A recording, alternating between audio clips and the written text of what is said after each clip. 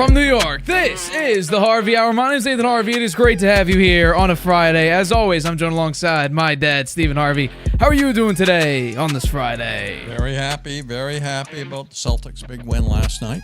Very happy about that. Looking forward to talking about it. It was a very, very good win. I got to hand you that. Not looking good for my prediction of Mavericks in 6. However, I will say before we fully jump into the first topic of today's show, which is indeed the Boston Celtics and the Dallas Mavericks, they are 1-6 under Jason Kidd in game ones. So, I don't feel too bad about that right now. But yeah, let's jump right into that first topic, which is indeed game 1 of the NBA Finals between the Dallas Mavericks and the Boston Celtics. The Celtics took care of the Mavericks, going up as much as 29 points. This was Kristaps Porzingis' first game back after, I believe the stat was 38 days. 10 total games he's missed, and he came back with a vengeance. Absolutely. The first quarter, he took over the game entirely.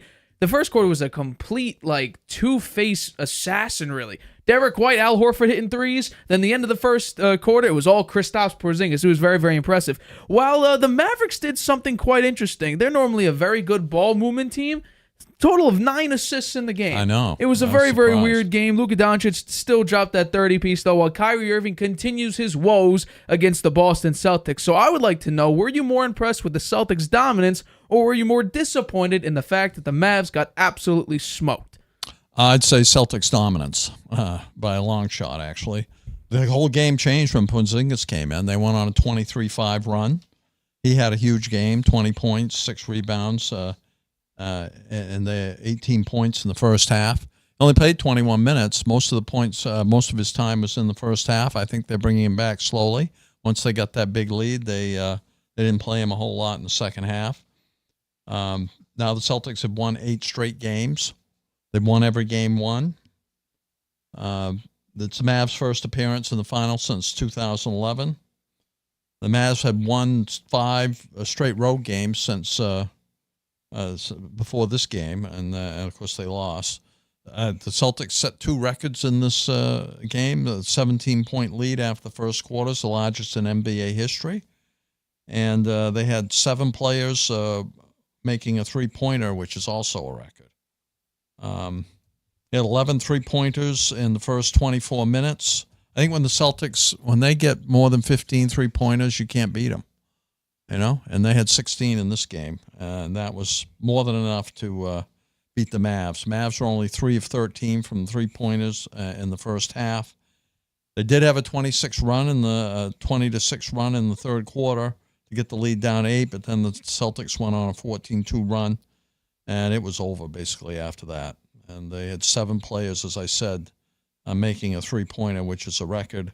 The Mavs, 89 points, is the fewest that they've scored this season in a postseason game. Well, like I mentioned in the bring up to this topic, the Celtics did something very, very fascinating right out of the gate in the first quarter. They were on fire. Al Horford and Derek White knocking down threes. And then really the second half of the first quarter, it was Kristaps Porzingis going 4 of 5 and 1 for 2 from 3. Also, defensively, the Celtics were doing something incredible. You had Jaylen Brown and Porzingis both have 3 blocks in the game. I mean, that's insane. This actually ranks in the past 30 years. This is the 3rd largest Game 1 Finals win. It was 2017. It was the Golden State Warriors. They won by 22. And then 2009, the Lakers won by 25. The Celtics are 3rd with this 18-point victory.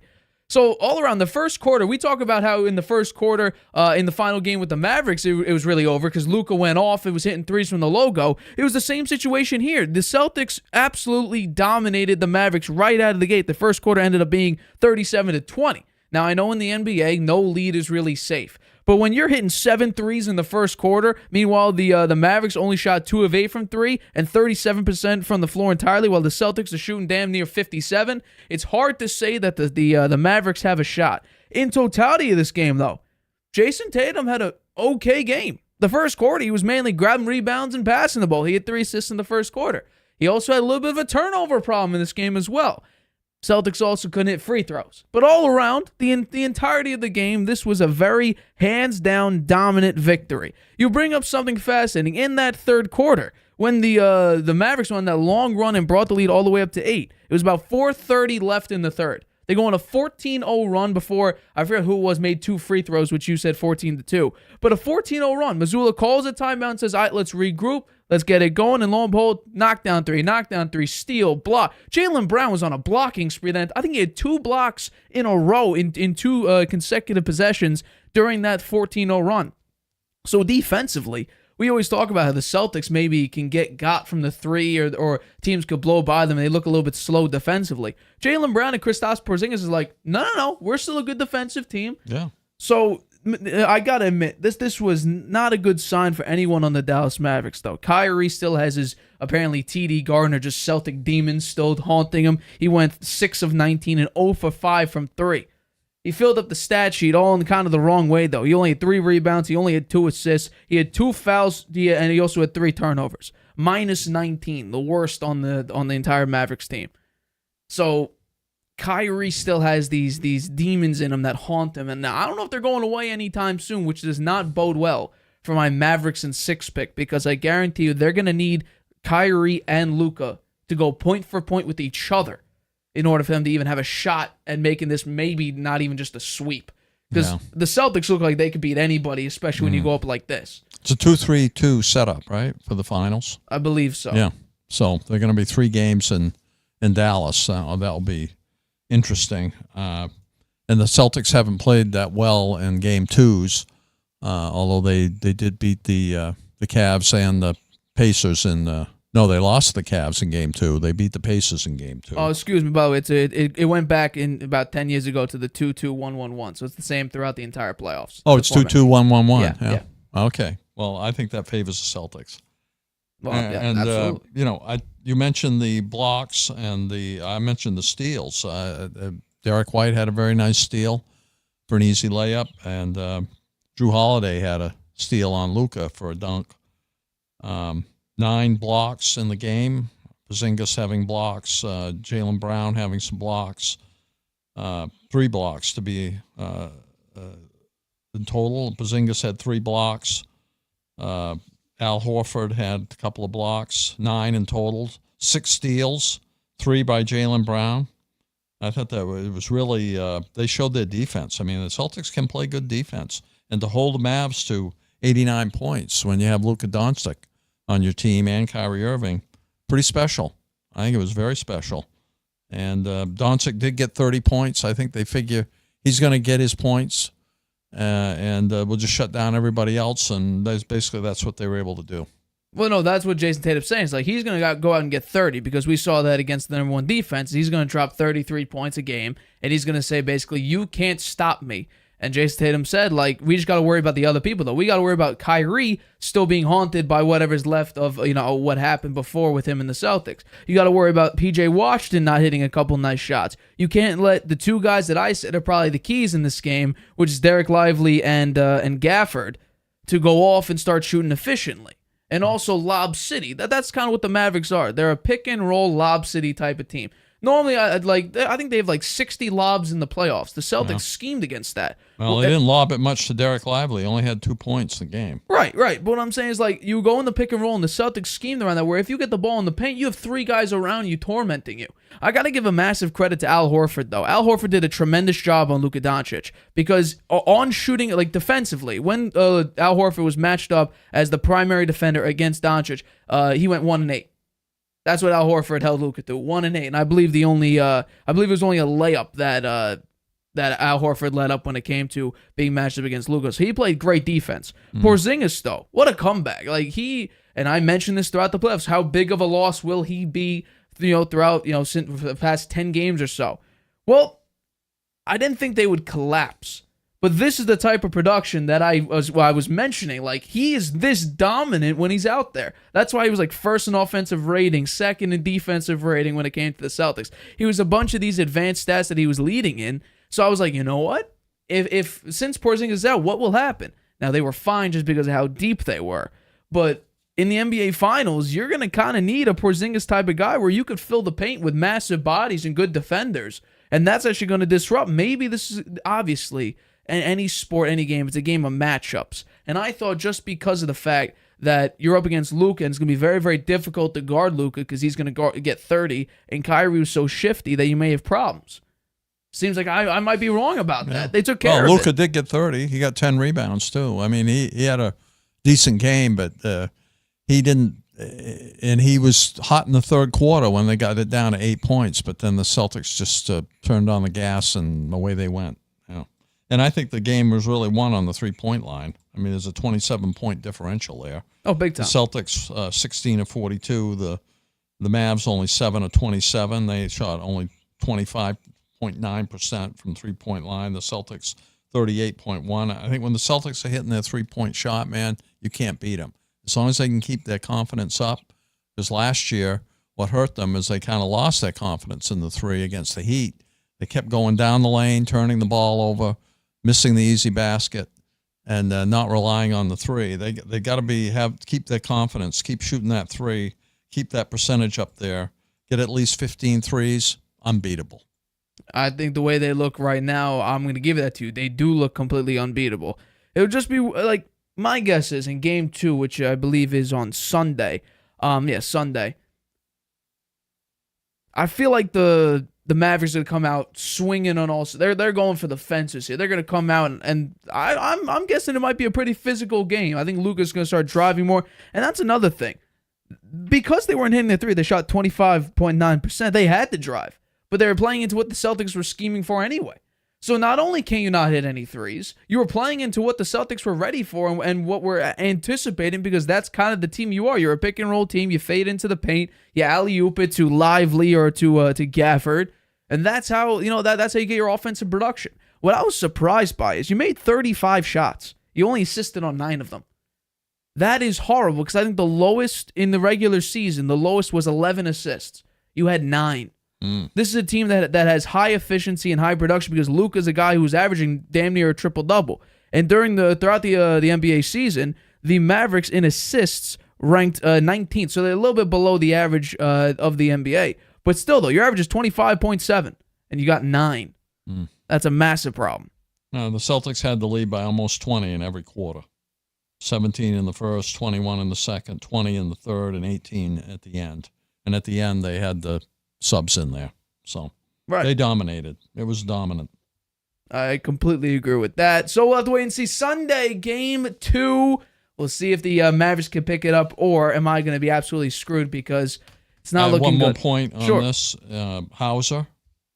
I mean, in the playoffs last year, he wasn't able to hit his three, and they kind of benched him. He didn't really play much. Last night, he hit 3 out of 4 shots, and he was out there for 16 minutes, played some very good defense as well. Had 4 rebounds, a couple personal fouls, 1 assist. I think it was a plus 17 when he's on the floor. 8 points for him. Peyton Pritchard didn't score, but he was plus 4 when he was out there. He had 2 assists, 2 rebounds, 2 personal fouls. So defensively, though, he held his opponents to 22% from the floor. Yeah, and I think it's one thing the Celtics are quite deep on the bench, and they tried during the year to keep those guys out there and go 9 or 8 or 9, 10 players deep during games so that they've got that depth. And Luke Cornett only played 3 minutes the other night, but he can be a force sometimes out there. So we'll see what happens. I think they're going to go slow with Porzingis. If they have the big lead, he's going to be on the bench resting, and so he doesn't hurt his calf again. And but he's going to be out there at the beginning, and I don't think the Mavs have an answer for him. I'm going to agree with you on that. It's very, very difficult to see how they could figure out a way to just take control of this series and take control of Game 2 when the Celtics are that good offensively, that good defensively, and honestly, maybe even out-coached. Joe Mazzulla, he's shown really, really well so far these playoffs. I think it helps when you have a $300 million guy who's maybe right now performing his best over who you thought was your number one in Jason Tatum. Jaylen Brown stepping up, and you got a guy, Porzingis, who you brought in this season, and he's performing as expected. 20-point-a-night shooter, good defensively, hit threes when you need to. So I think it's important for the Celtics not to have to rely on Jason Tatum at the end. Yeah. because he's shown that he has kind of a tough time if he's the go-to guy and they're depending on him in the fourth quarter or near the end of the games. He hasn't had great success in the past in the playoffs, and sometimes, but not consistent success like that. Having the other options there, I think he welcomes it. I think for him, not about winning an MVP here of the playoffs or having all of the top stats. It's about winning the championship, and I think that's true for all the players on the Celtics. It's about winning the championship. It's a team effort.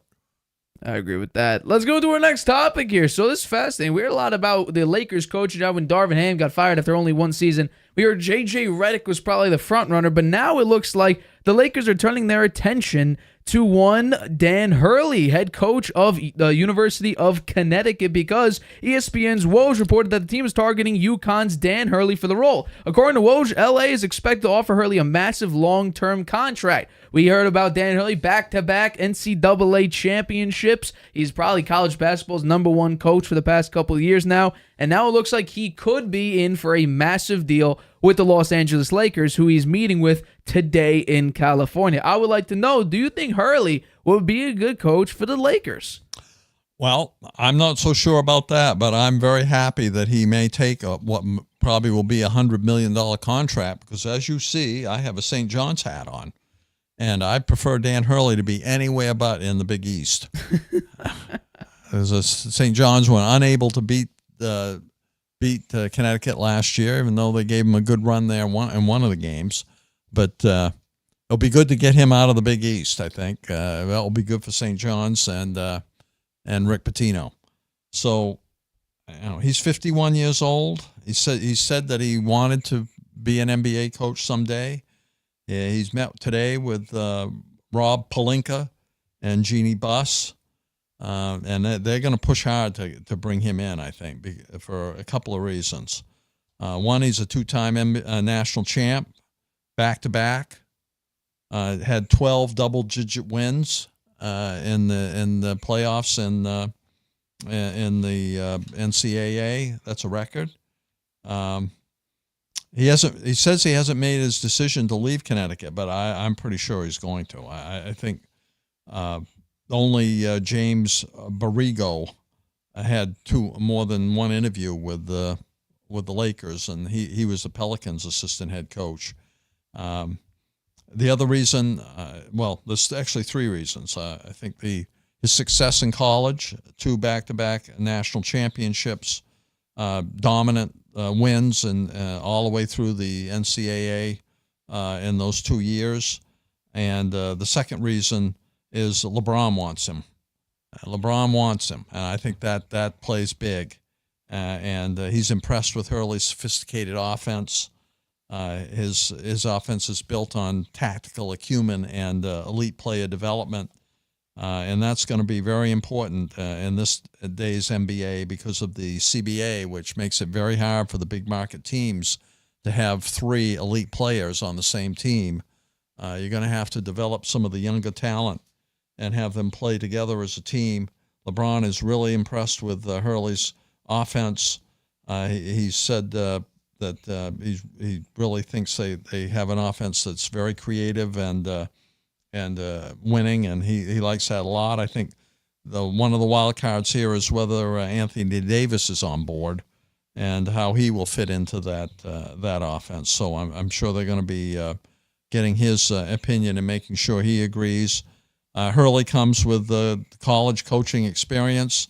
The Lakers have the 55th pick in the draft. I bet you that goes to Bronny James, and Dan Hurley will be coaching Bronny and bringing him along to try to make him a force in the NBA, along with his dad, who will be playing alongside him for probably a couple of years anyway. So those are my initial comments. I'll have a few more things to say after I hear your view. Sure. Well, it's going to be very, very difficult because I think a lot of people expect the Lakers job to be so good because you have Anthony Davis, you have LeBron, you have Austin Reeves. It's like, oh my God, you're in LA. It's amazing.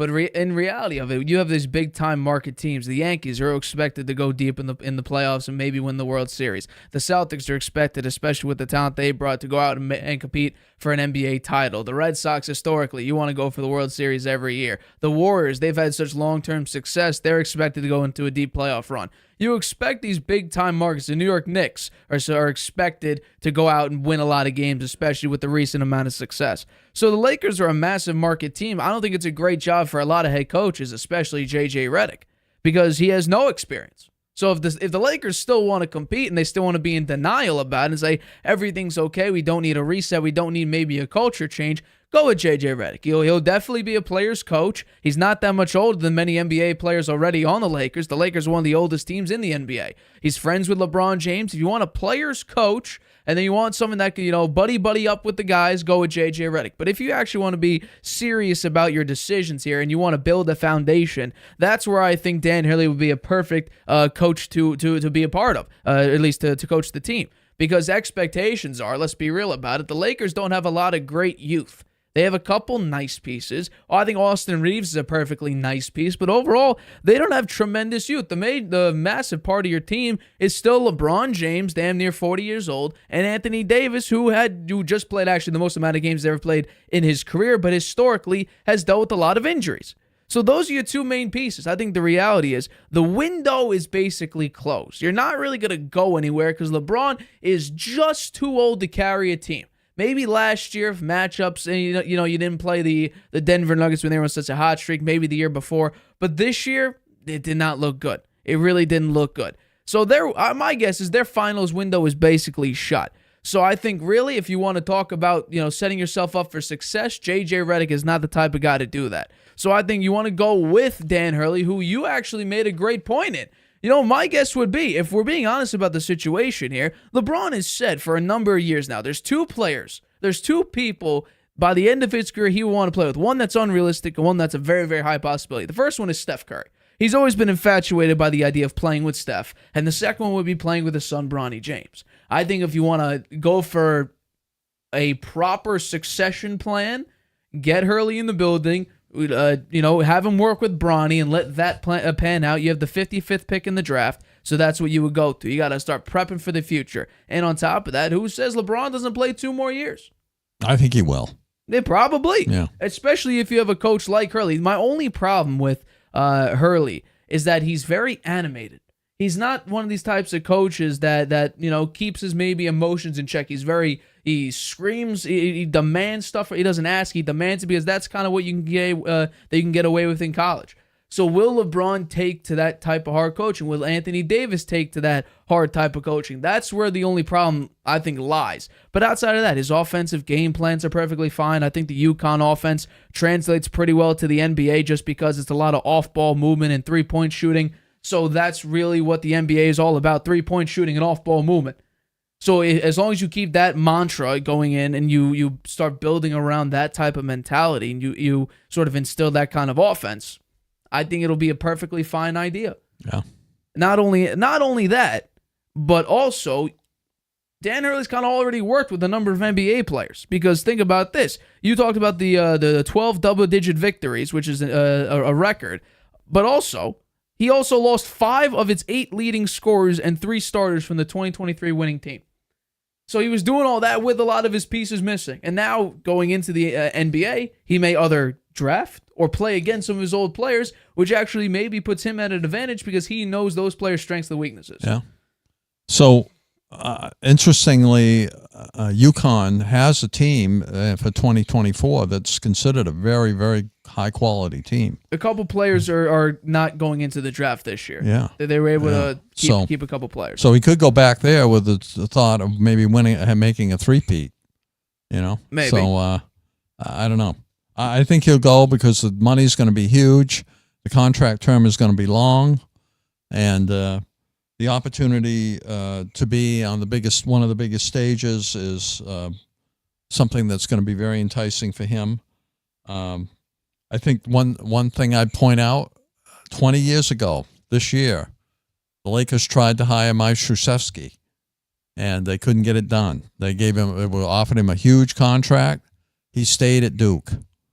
But I think the chances of bringing Hurley in are much better because now the ability of the teams that in college that are non-power football schools and the fundraising for the teams and the scholarships is much tougher, and it's much more of a grind in college coaching now to be successful for a team like UConn than it was for Krzyzewski at Duke. So I think he's gone. I think he's going to go to the Lakers. I think if we're just talking about maybe the next step up, and maybe he likes to chill in college. Deion Sanders says he just wants to be a college NFL coach. Maybe that's just something you do. Do you think Deion could get a NFL coach? People always talk about it. After what the culture he built with Colorado. People are already saying he had minimal. Yeah, he didn't have much success winning. Minimal amount of success, and they're saying eventually could he potentially be another NFL head coach? And he's saying no, he's going to chill with Colorado and keep building on what he started building. So my guess would be, yeah, it's going to be a massive amount of money. It's probably going to be a 10-year contract. You're probably going to get $12 million a year. So that's what, 10 years, $120 million total. That's probably what it's going to look like. And I think he's definitely one of, if not the best college coach. But we have to realize, not a lot of college coaches, you make the transition from college directly into the NBA, hasn't turned out so well. Rick Pitino didn't turn out so well. So it's kind of, there's definitely some risk involved in that. But I think if Dan Hurley decides to go to the Lakers, the expectations may increase from what it's already at because you've been on so many head coaches. I think it's been, 8 coaches in 10 years, something like that. Yeah. 8 coaches, 5 years, some crazy thing like that. I think the expectations may grow a little bit. You're already expecting to do well because you're Los Angeles. You're the Los Angeles Lakers, tied for the most NBA titles in NBA history. And also, it's kind of like the Dallas Cowboys. You may not have the best team. You may not even have a very good team. You're still expected to win it all. Yeah. I think Dan Hurley, with his level of success he's had with UConn, that, hey, maybe some of the expectations could be met. Make it to the playoffs again. Maybe win a round in his first year as a head coach. But it's really about figuring out how to transition from Darvin Ham, who, by the way, Austin Reeves, massively critical. A lot of the Lakers players are massively critical on Darvin Ham, telling he doesn't want to show up and compete for a title every day. I think Dan Hurley will bring that type of attitude, and definitely he'll bring that energy into every single game because that's what we saw in UConn, yelling, screaming, getting really into it, which maybe the Lakers need. They need that type of energy boost. And the Lakers have some young players too. Austin Reeves. They're not very good. Austin Reeves is good. Rui Hachimura and Max Christie. I don't know about Max Christie, but how would you feel if you were Bronny James, though? I think it would be very hard for him. Of course it is. Right? To wind up being drafted by the Lakers, be in that big spotlight, and have his father on the same team. Yeah. And his father being probably quite demanding of him, particularly if he gets out there on the floor and makes a bunch of mistakes. I mean, I don't think LeBron is hoping that he plays on the same team as his son, and his son sits on the bench the whole year. I mean, he's going to want him out there. Absolutely. So he's going to be out there. If he winds up out there making a ton of mistakes and can't hit the broadside of a barn with his shot, then that's going to be pretty hard on Bronny James. So it's a lot of pressure. It's a lot of pressure. Absolutely. Nate. Think about it. How much pressure that is. I completely understand. No, it is a lot of pressure because not only is your dad in the NBA, not only does your dad want to play, wants you on his team. He's one of the best players. He's considered maybe the best player in NBA history. LeBron is largely considered the greatest player in NBA history. So the amount of expectation on you is massive. Not only that, you're going to be sort of compared to him maybe a little bit because you learned under him your entire life. He coached you, I'm sure, through a lot of your younger AAUs or what other leagues you're a part of. Yeah. He brought you into the NBA. He trained you, basically, and now you're going to be playing alongside of him. Yeah, well, it could lead to some unhappiness and maybe some mixed feelings in the locker room about all of this, too, if they keep putting Bronny James out there and he doesn't play well. I think that could create a team issue. So I think that could be tough on Dan Hurley. I don't know. He may think twice. We'll see. But I think the money's going to be too big and the contract too long. And, probably LeBron James, he's got 2, maybe 3 years. I don't know why he'd retire. He looks pretty good out there to me. He's still one of the top 20 players in the NBA, wouldn't you say? I'd say maybe a lot of people consider him at least top 10. Yeah. So I mean, his stats look really good last year. He played well in the playoffs. I mean, he's not as dominant in the playoffs as he used to be.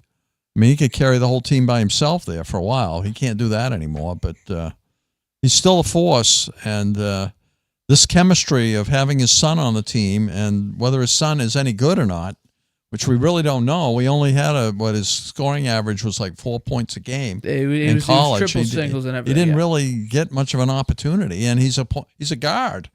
That's a lot, you know. Well, he performed very, very well in the combine. So maybe the numbers in college, you might. I'm not saying wash. The combine is like one day, right? Right. No, it's very risky to judge one player on one good performance on one particular day. Yeah.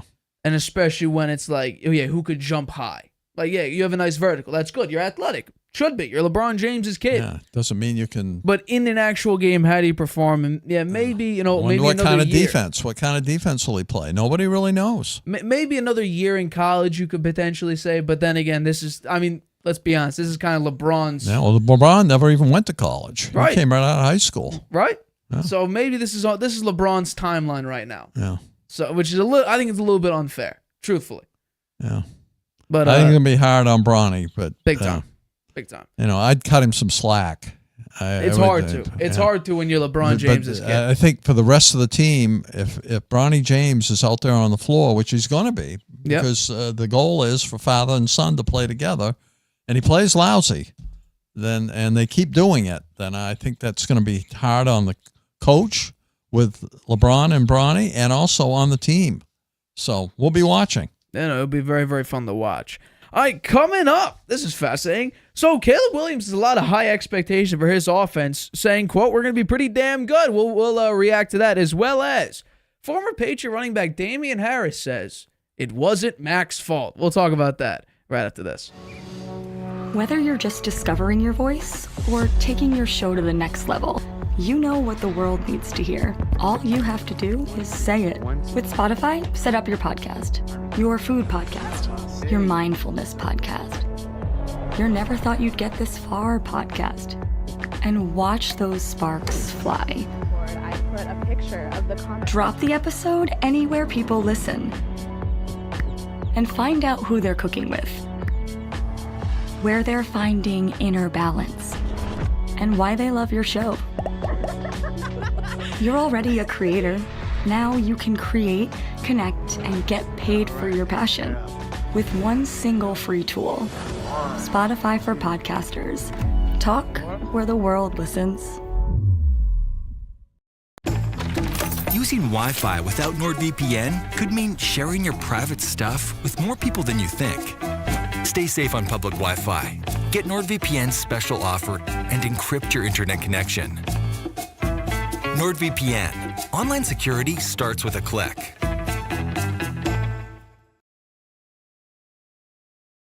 Welcome back to the Harvey Hour. My name is Nathan Harvey. It is great to have you here on a Friday. As always, I'm joined alongside my dad, Stephen Harvey. Let's get into our next topic of today's show. So Caleb Williams had a very, very fascinating quote when asked about, his outlook on the 2024 season, and this was his reaction when he spoke to the media earlier this week. It's pretty awesome. I feel that there's a light at the end of that tunnel. Right now, we're working with our head down, and we're building. And so, just having that moment with myself, I do it every day. As I sit there and say, we're going to be pretty damn good. And so just got to keep working, keep going. And we're all excited. So it's really important to have that mindset, but also have the mindset of like, let's keep going. Let's keep working. Let's get after it. So I would like to know, what are your expectations for the Bears heading into the 2024-2025 NFL season? Pretty low. Really? Yeah. Whoa. I was looking. You got their schedule. Let's pop it up. Yeah, let's bring it up. Okay. So, game 1, Titans. I got them winning that game. Okay. I think I might win that game, actually. And they're going to be at home, opening day. New quarterback. Some talent on offense. Although the O-line, still a question mark. Defense probably a little better. Got some good players on the defensive line there. I think they can win the first one. I think they lose against the Texans.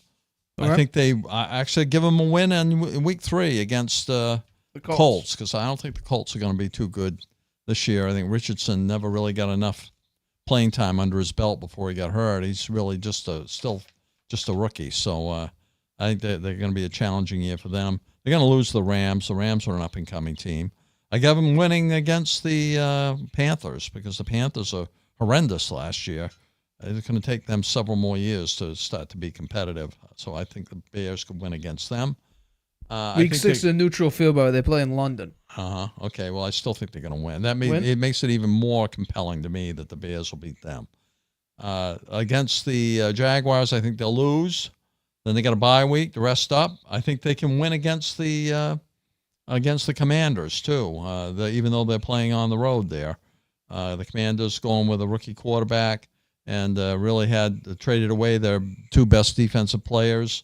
I think it's going to be a long year for them.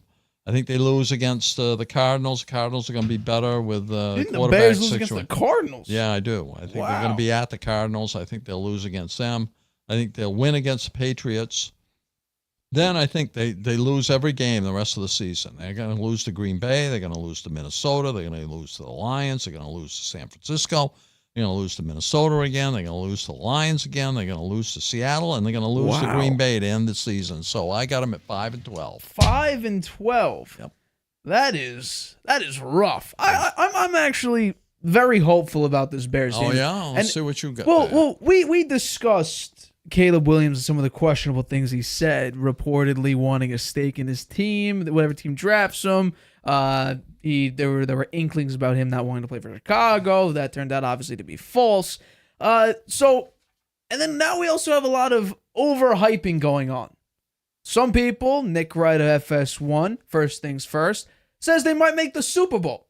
What? Might make the Super Bowl. Get out of here. I think it's a little bit far-fetched to say they're Caleb never Williams. going to make the Super Bowl. However, I will say there is one thing that is true. They are going to be pretty damn good. Because the amount of offensive weapons that they have is very, very impressive. Caleb Williams already, generational talent. People say he looks a lot like Patrick Mahomes and plays like Mahomes. DeAndre Swift, not a bad running back with a proper offensive line. There's the question mark. Do the Bears have a proper offensive line? Maybe. They do have two nice, promising young tackles in Braxton Jones and Darnell Wright, but the entirety of the offensive line may have a little bit of an issue. Keenan Allen, old, sometimes banged up receiver, but still could go out and get you 130 receptions and be happy about it. DJ Moore, promising wide receiver too, and he saw last year 1,000-yard receiver. He could be a promising one if need be. Romo Dunze, people are saying they were sort of, he's definitely the third best wide receiver in this draft. Malik Neighbors, people are debating whether or not he should pass Marvin Harrison Jr. for the number one wide receiver spot. Obviously not to be true. And then Cole Kmet, a very underrated, or sometimes, depending on what's your fan base, maybe properly rated or just flat out a really, really good tight end. And, true story, I thought the Patriots should have drafted him in the first round in that draft class. They didn't. I think they drafted N'Keal Harry in that draft. I'm not mistaken. Yeah. So the way the schedule looks, and honestly, it's not that bad of a schedule. If you go with the probability chance of them winning, and I'll go through it right now. So week 1, I'm going to do everything above 50%. So Tennessee would be a win. So that's 1-0. Houston's a loss. Indianapolis, that's actually a 50% chance. So let's go with the crazy revelation that they lose that game. Anthony Richardson, not a lot of experience, only played 4 games. We'll give them the benefit of the doubt. We'll let them win. The Rams, 58% chance to win. We'll give them that win. Carolina, 65. We'll give them that win. Jacksonville's 51%. We'll give the Bears the win. Washington, win. Arizona, win. New England, I think that's the highest percentage they have all year. Yeah. Oh, no, I'm sorry. No, Tennessee, 72. Patriots are 68. Green Bay, apparently, is 52% win probability for the Chicago Bears. We'll give them a win there. Who is doing this? So where is this coming from? Who's giving these percentages? This is a projection. Las Vegas? Is this coming from Vegas? This is from, I've done this before, the Mike Clay from ESPN. He gave out these I don't think Green Bay is going to be very good next year. I agree with you. But no, we'll go with it, and then we'll break it down. This one, I don't know. Minnesota, that's a win, apparently. Detroit, loss. San Francisco, loss. Minnesota versus Minnesota, that's a win. Detroit, loss. Seattle, win. Green Bay, that is 45%. That's a loss. So, in totality, they have They have the Bears losing 1, 2, 3, 4, 5, 6 games. 11 and 6. 11 and 6. I don't think so. 11 and 6. When was the last time the Bears won 11 games? Have they ever won 11 games I'll look in the that up regular for you, season? So I'm not sure they ever have won 11 games. Maybe way back there. They have. The last time they won, you want to do 10 games? The last time they won 10 or more games was 2018 when they went 12-4. Oh, 12 That's and 4, when Mitch Trubisky was their quarterback. Oh. But in the past, let's say 10 years, they've had 10 or more wins once. There you go. Right. And in this century, And this year they're going to have it with a brand new quarterback's never played in the NFL. They're going to get 11 wins, huh? well, I don't think this so. schedule's not that bad. I don't think so. However, I think the schedule is very hard. Look at the second half of the season. the second half, They're playing in a very tough division. Green Bay is going to be a very good team. Green Bay is going to be a Minnesota good team. has got offensive talent better than they J.J. do. McCarthy, though. Well, they still have better offensive talent than the Bears do. Ooh. They do. They have better. They Justin Jefferson, Jordan Addison, T.J. Hawkinson, right? Their wide receiver core is better. I'll give you Hawkinson, but we have to realize. Look at Aaron Jones or DeAndre You don't think Swift. Justin Jefferson is the best receiver in the NFL? No, I'm agree with you. Let's go down. So Justin Jefferson, wide receiver 1. I'll give you that one. Okay. Wide receiver 2. Who's the next best wide receiver? Jordan Addison. Jordan Addison's better than Keenan Allen, DJ Moore, Roma. Keenan Dunze. Allen is past his prime. So DJ Moore, maybe Roma Dunze is going to be great, but he's a rookie. Nobody knows. that's true. That is true. I'd I will give you Jordan. that. I'd say Jordan Addison is equal to anybody else on their Really? team. Yeah. Okay, and then I'll give you T.J. Hawkinson. Okay. Yeah. No, I obviously I'm not Running sure. back. Who was the Aaron Jones. Aaron Jones. Okay. You would take Aaron Jones over DeAndre Swift. I would for sure because here's why. The offensive line. Is going to be better in I'll give you Minnesota. that. No, and I agree Aaron with that. Jones is a great running back. I'm sorry. He can get you the touchdown when you need it down near the goal line. He's a money ball player. I'm amazed that the Green Bay got off of him. And look at the Lions. The Lions are going to be really good. San Francisco, they're going to knock them out. I don't know, maybe Seattle, maybe they could get that win. But I think Green Bay is going to the playoffs next year. I think it's one of the toughest divisions in football. So for me, I just did my breakdown of what I think. Win over the Titans. Win over. Let's bring up the schedule again. So You have 11 wins. No. That is what Mike Clay projected. Oh, but okay. So what do you think? So I'm going win over the Titans, win over the Colts, win over the Panthers, win over the Commanders, win over the Patriots, win over the home game against the Vikings, and then win against Seattle. So that's 1, 2, 3, 4, 5, 6, 7. I said they go 7 and 9. Maybe. Which honestly, 7 and 10. Excuse me, 7 and 10. I don't know if that's because right now last year they went 7 and 10 with just bad play. I think there'll be a couple upsets here because we have to see. This is very, very difficult to really predict who's going to win and lose because we haven't seen any of these rookies play. There's a lot of movement. For instance, I'll bring it up again. The Titans have a brand new running back. Tony Pollard is their starting running back instead of Derrick Henry. That could be a problem for the Titans. We don't know how the Texans will look. How will Stephon Diggs do? We expect just because of the amount of talent that they'll do well. The Rams defense needs to be entirely rebuilt. It's trying to this year. You lost Aaron Donald. The guy needed to be triple teamed on every single snap. The Rams made the playoffs last year. Correct, but you had Aaron Donald as your defensive tackle. No, but they have that new running back who is very good. That is right? true. Yeah, no, and they have the wide receiver core. Yeah. They have one of the Blake best Corum, wide receiver cores. Yeah, Puka Nacua as well as Cooper Kupp. Yeah, sure. You got Jimmy Garoppolo. Oh,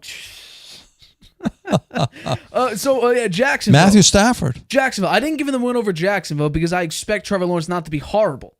Not to be horrible at all. But if you could match as a rookie, match what Justin Fields did and at least make it look a little bit better, that's fine.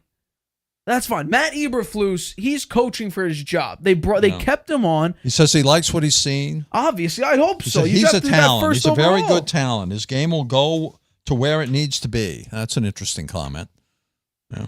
Well, we heard earlier this week and maybe late last week, he had a problem with cadence, and that's what Eberflus said he wants to work on, is cadence. His cadence, a lot of false starts. Caleb can't get the cadence right. Apparently not, but he's working on that. He's much better. My guess would be, if I had to predict what Caleb Williams' season is looking like, We're going to see about 3,500 yards. We'll probably see 26 touchdowns to 13 picks. We'll do a 2-to-1 ratio there. 26 to 13. 26 touchdowns for a rookie quarterback. It's not bad. It's pretty good. It's pretty good. That's very good. So I'd say 3,500. Let's do 3,500 yards, 26 touchdowns, 13 picks. They go. I'll say there's a couple upsets here because I had them losing to Jacksonville. I don't know how they'll look. I also have them losing to Arizona. So let's say we swap those wins.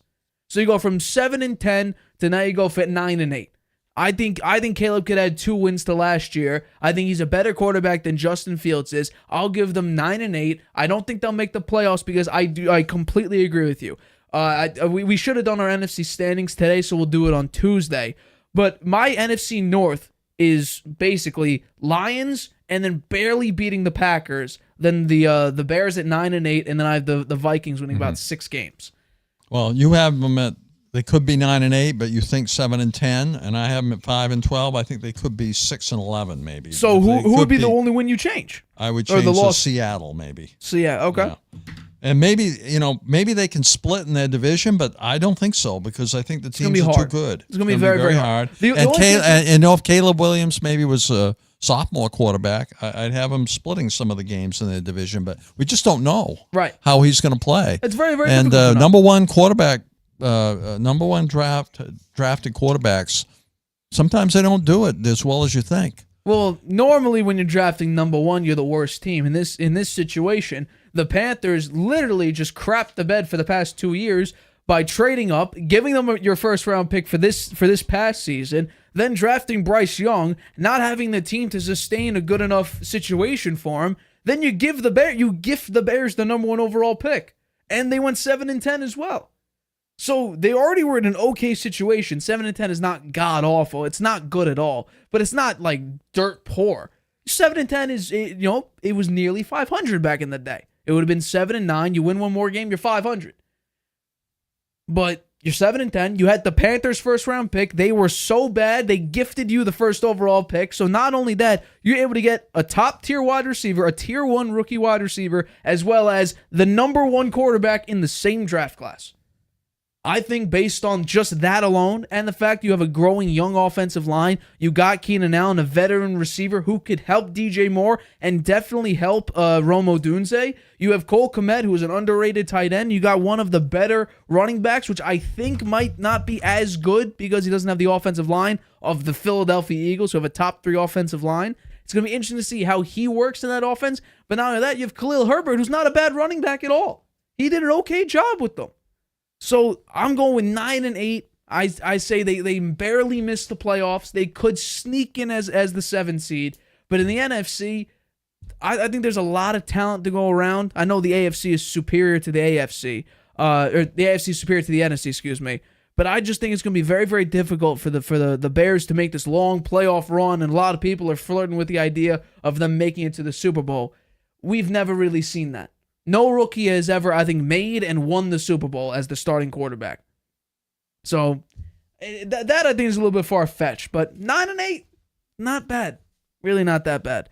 All right, let's get into a topic that I love to hear about. So former Patriots and Bills running back Damien Harris, he talked about his time in New England and that, especially that 2022 season where things all went to hell. And I'm sure if you're a Patriots fan or followed the Patriots any ounce of time back in 2022, you know how crazy it was. So this is Damien Harris going on the Athletic Football Show discussing his time in New England and especially at the very, very end. What happened to Mac Jones in New England was not because of Mac Jones. What happened in New England to Mac Jones was because of the fact you took away an offensive coordinator who coached him to be a Pro Bowler and almost coached us to winning our division with a rookie quarterback in his first year. And then you take, whenever Josh McDaniels left, then you take Matt Patricia, who's coached defense his entire life, Joe Judge, who's been a special teams coach, coach receivers at some point, and then you just throw him in there and be like, hey, coach this kid up. He's a first round pick, but as long as you teach him what I say, everything's going to be fine. And it wasn't fine. So I want to know, do you still stand on your pedestal of Belichick is not to blame here? Basically, I'm asking, who do you think is to blame for Mac's collapse in New England? Here's one thing I said about this to you a while back, okay? Sure. My insight on this one is when Josh McDaniel left to be the head coach of the Raiders, there was a jealousy between Belichick and McDaniels. I think there was a jealousy that Belichick had. Again, as McDaniels being viewed as always one of the best offensive coordinators, played a very big role in the Patriots' success. And I think that Belichick had some jealousy toward McDaniels. And I think he thought, I can throw a defensive coach in there, and he'll show that the offense played just as well under somebody who just coming in, learning in the trade for the first time as they played under Josh McDaniel. And I hate saying this because I love Bill Belichick, but Bill, you were wrong. Wow. You were wrong on that one. That's a revelation. You were wrong on that one. Revelation. No, I said this once already. I said this many shows ago when we were talking about this, because this has come up multiple times. We've talked about this several times, and different players have come out and talked about it and said that Belichick made a mistake here. And overall, I think you're right. I think he did make a mistake, and I think the reason why is because of some jealousy he harbored against Josh McDaniel having some of the limelight of the 6th Super Bowl. It wasn't there for all 6 of them, but at 3 of them that they won when he was the offensive coordinator. That's my view. Well, I'm still blaming Belichick, and it gets even worse because... Well, I did too on that one. Well, yes. On the Josh McDaniels thing. Yeah. Not on the Mac Jones thing, though. Are you saying that's Mac's fault? No, I'm not saying it's... personally, I think Mac Jones a little soft. And I also think that he's got he doesn't like being told what to do. He was, his talking to the coaches, criticizing the refs. The coaches on the field during the games. That Belichick did not like that at all. Yeah, and he never forgot it. And Belichick generally never forgets. So I think that played a role. But that was after they brought Patricia in. Right. That was during the 2022 That's his season, third year. Right. Then, that was... and they did try to bring in a good offensive coordinator. We don't talk about the third year. We don't the talk third about year, last year. The Bill O'Brien year. Yeah, we don't talk about last year. But Bill... actually, Belichick wanted to keep Patricia and give him another chance. And it was Kraft that said absolutely not. I completely agree with Kraft on that one. Well, I want Bill O'Brien. And Belichick didn't like that. So, he gave Bill O'Brien, had nothing to work with. Well, so nothing to work with. I put full blame on Belichick because he runs personnel. Yeah. But you know what's crazy, and let's go full screen on here. Belichick, as we all know, has been stuck in his ways probably since, I think it was around 2010 when Brady started to be afraid for his job and maybe being replaced. And then 2014, it really showed when they drafted Jimmy G. And then 2017, it really showed its ugly head when Belichick tried to trade Brady after he just came back from that tremendous run during his Deflategate situation. When was it 14-1, some crazy number like that? 13. It was some crazy record. He had 28 touchdowns, 2 picks, and has the greatest Super Bowl comeback. The next year, Belichick gives him with a trade offer. Not the greatest look for a head coach. But everybody knew from the very, very beginning of the Matt Patricia and Joe Judge reign, it was not going to work. And I believe it was a Boston Herald article that said that Patricia only really drew up 10 passing plays. I don't know how long ago this was, but I know for a fact we covered this because this was a bombshell type of report where it's like, yeah, Patricia didn't know what the hell was going on. It gets worse. Damien Harris said on this show that a lot of people felt like Patricia and Joe Judge were taking plays from Madden, and they all knew before the game that this was not going to be successful. He goes, quote, "You just throw them in there and say, hey, coach this kid up. He's a first-round pick, but as long as you teach him what I say, everything is going to be fine." And what happens, right? Because I mentioned this when we were talking throughout that 2022 season. I said, no one's taking accountability.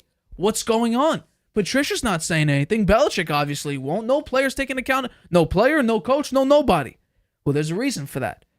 If anyone tried to speak up about the situation, you know what Belichick gave him? This is a quote from Damien Harris. Quote, "It was met with a very, very quick, swift, shut the bleep up. I know what I'm doing." And that's it. Not a good look. Yeah. Really, really not a good look. Damien Harris is not like Bill Belichick. He did say, Belichick stuck in his ways. As long as I am here, along with Kraft, no matter who, no matter what, no matter where, no matter what position, where they coach, whatever, we will have success. And unfortunately, that was not the case last year, and Belichick lost his job. Do I think he's done coaching in his you career? Think no? I don't. You think no? I think he'll be back next year, maybe partway through this year. I'll also say Mac has had some very unfortunate situations throughout his career, particularly in 2022, I believe, against the Dallas Cowboys, where he played extremely well, and it was a 2021. Yeah, his rookie year against the Cowboys. Led him all the way into overtime, and the defense couldn't stop CeeDee Lamb and Dak Prescott, and they lost that game. What about, there's another game. What about in 2022? We all remember the fateful Baltimore Ravens game. Nelson Aguilar decided to drop a very, very nice play, and that said the Ravens. I know he had no touchdowns, 3 picks, but he was playing overall. He had 321 yards and played very, very well besides the 3 picks. And really, the picks were later in the game and not doing so well. The game against Minnesota. Minnesota's special teams completely crapped the bed on that one. Yeah. Screwed over the game entirely. Mac played very, very well. What about the Bengals game? Ramondre Stevenson, I think they're on the 8-yard line. Fumbled the game away. Yeah. And then Buffalo, the last game of the year where I think they had an opportunity to potentially make the playoffs. So they beat the Bills. And I know, Mac had, 2 interceptions, and he also had 2 touchdowns. He didn't play well in that game.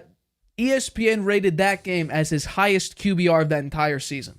So technically, based on ESPN's metrics, actually he played arguably his best game because it also factors in defense. I think the Bills had the number 1 defense that year.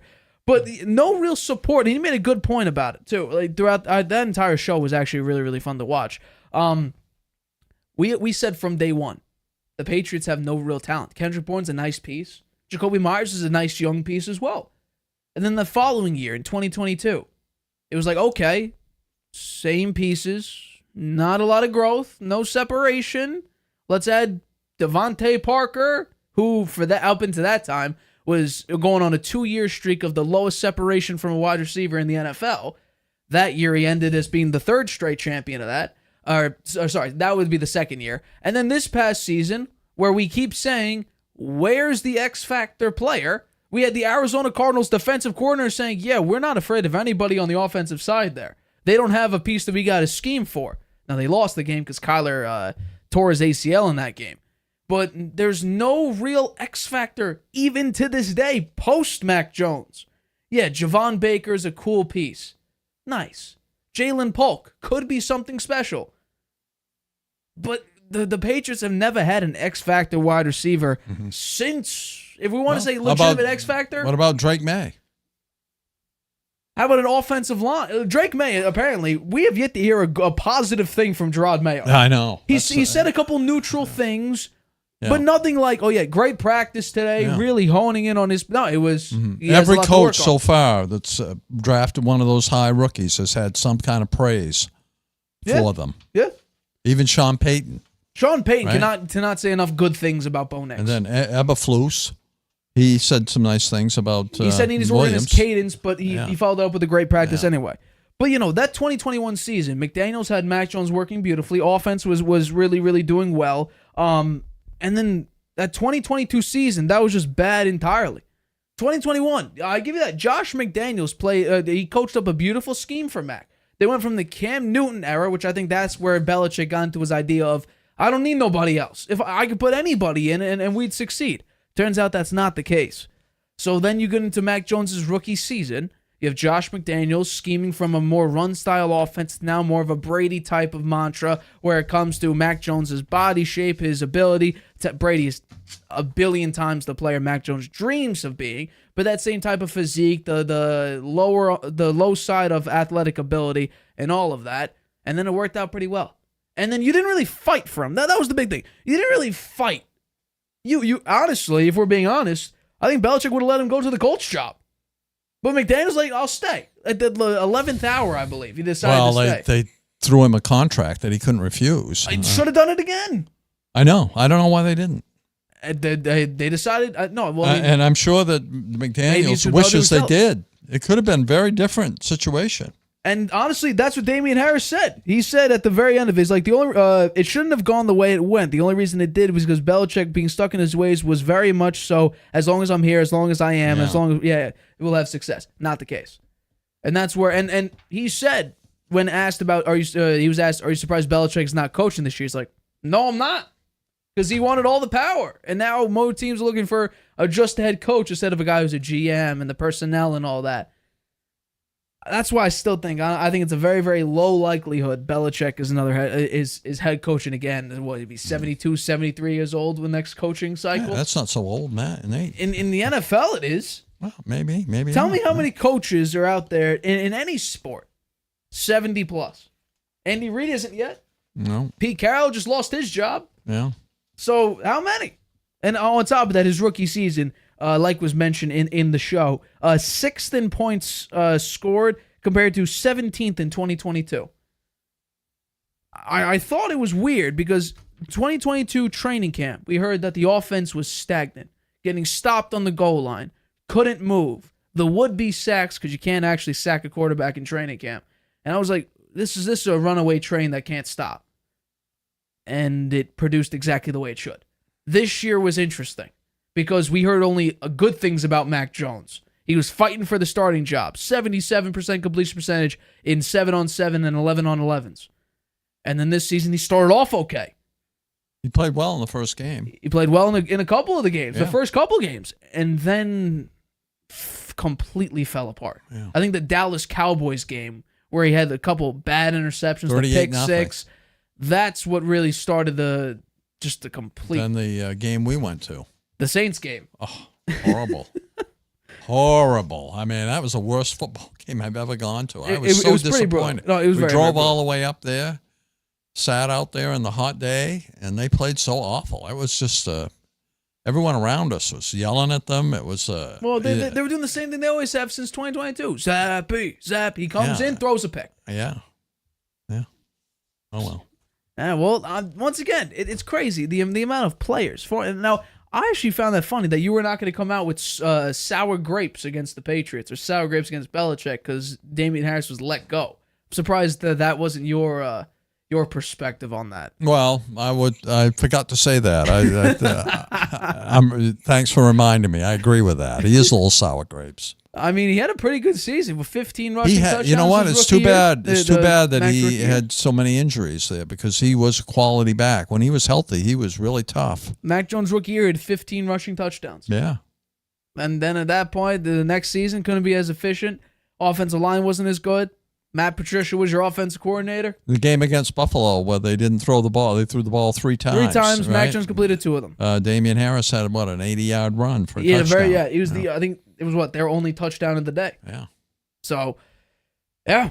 Once again, Damien Harris saying all the things I've been saying since the very beginning. It's great to hear that I matched with an NFL player. A lot of people have been saying that. Some people are still... now, I can't defend... I said this after, the Colts game. I can't defend Mac anymore. I'm not defending him for last season. We don't talk about last season because last season was an effect of a cause. We'll see if he gets the chance to play season. at Jacksonville. Well, he's all... I'm sure at some point I'll show you some of the pictures he's been posting on his Twitter account or X account. He's living it up in Jacksonville right now. He's enjoying the nice limelight of Jacksonville, even though he's a backup quarterback to a guy drafted 14 spots above him. So... yeah, I think that'll wrap it up for today's show. We thank you so much for watching the Harvey Hour. My name's Nathan Harvey. That's been Stephen Harvey. Catch us Tuesday. We're going to do our NFC standings predictions as well as talking about Game 2 of the NBA Finals between the Dallas Mavericks and the Boston Celtics. We'll break all that down Tuesday, 6:30 p.m. Eastern, right here on YouTube. Go Celtics. Good night, Grandpa. Using Wi-Fi without NordVPN could mean sharing your private stuff with more people than you think. Stay safe on public Wi-Fi. Get NordVPN's special offer and encrypt your internet connection. NordVPN. Online security starts with a click.